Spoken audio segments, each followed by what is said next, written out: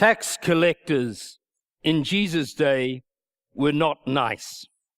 They weren't generous, forgiving, or kind. They snarled when you talked, snarled when they talked. And they were built like front row Fords, or had a couple of lads standing behind them that fitted that description. Tax collectors were extortionists. What's changed, you say? The Romans and local rulers wanted, say, 30% of your produce. They'd get it via the collectors. But they didn't pay the collectors. So collectors, the successful ones, asked for another, say, 20%. And if they didn't get that total of 50%, they beat it out of you. Tax collectors were not popular. Funny that. You would never invite one for dinner, and you would never accept an invitation to their place if you wanted to keep your fingernails intact.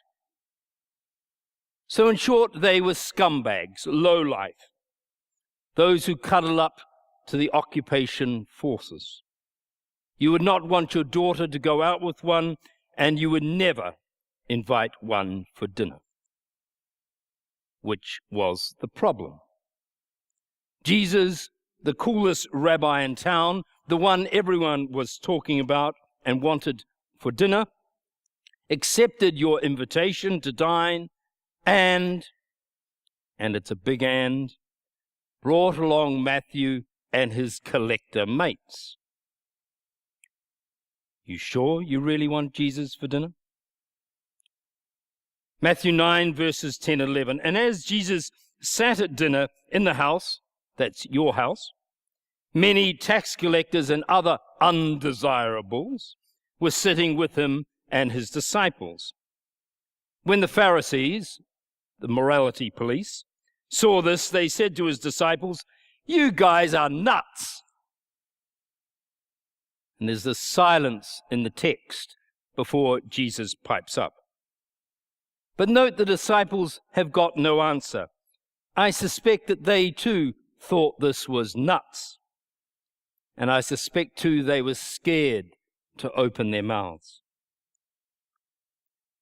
How do you really accommodate an undesirable guest like a tax collector?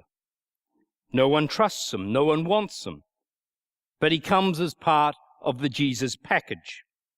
What boundaries do you impose? Will he keep to them? What happens if he doesn't? It's very risky, and there are no easy answers. Matthew, I'm guessing, is also thinking, this is nuts.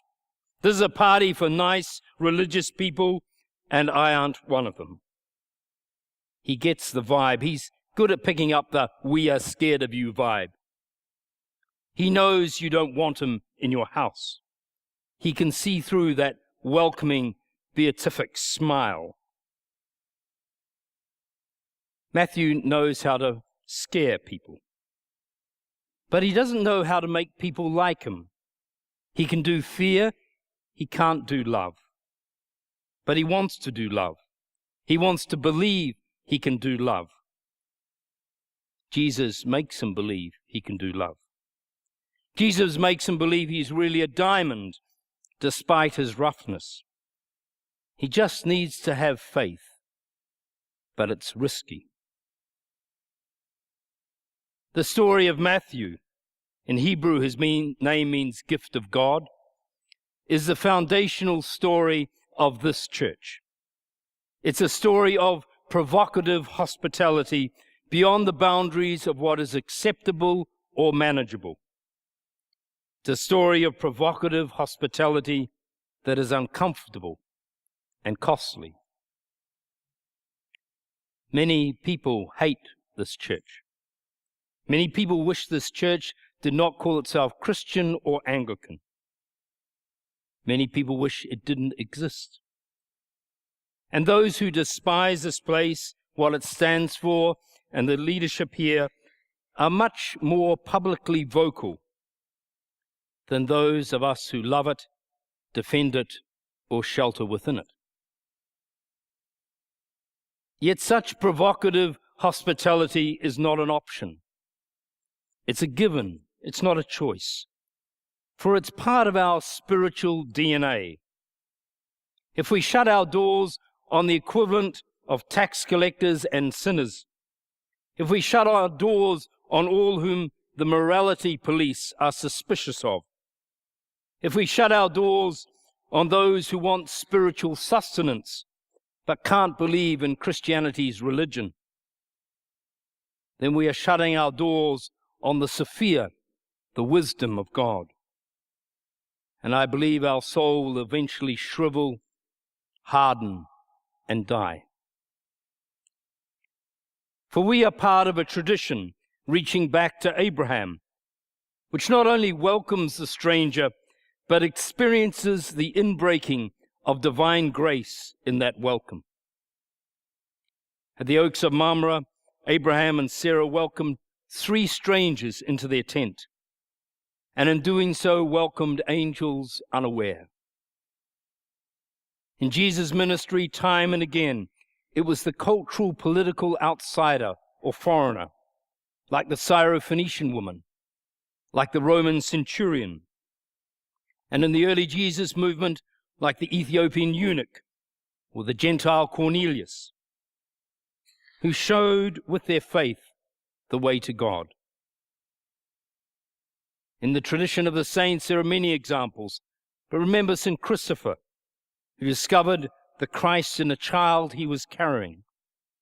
Children are nearly always political outsiders. And St. Damien, who met divine grace in the lepers he ministered among. Outsiders, foreigners, strangers, mediate the grace and challenge of God to us. To erect a fence to keep them at bay is to fence out the Spirit who wants to lead and broaden us into the kingdom of God. This last week I've been in Australia, where the discussion continues regarding asylum seekers arriving by boats. Both main federal political parties have a repel borders mentality. They are playing to the insecurities of those Australians who are fearful of the outsider and foreigner. And most Australian churches, to their credit, are challenging the politicians. For they understand that we Christians bear the name of the baby whose parents were told, "We have no room here for you." We are the spiritual descendants of asylum seekers.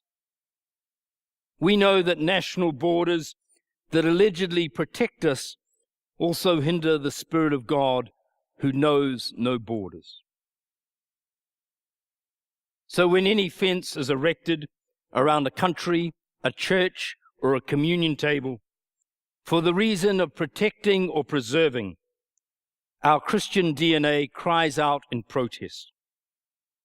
We are likely to be fencing out angels, grace, and even the Spirit of God herself. However, not all outsiders are angels in disguise. And our first reading today gives us another perspective on engaging with a stranger and foreigner. For some outsiders want to stop us, prevent us, or divert us from following where we believe the Sophia of God is leading. They are blocking the road deliberately and provocatively. Grasshopper's on a journey when he's confronted by dogmatic mosquito. The mosquito's world is bounded by the puddle, the lake to him, a lake that he must control.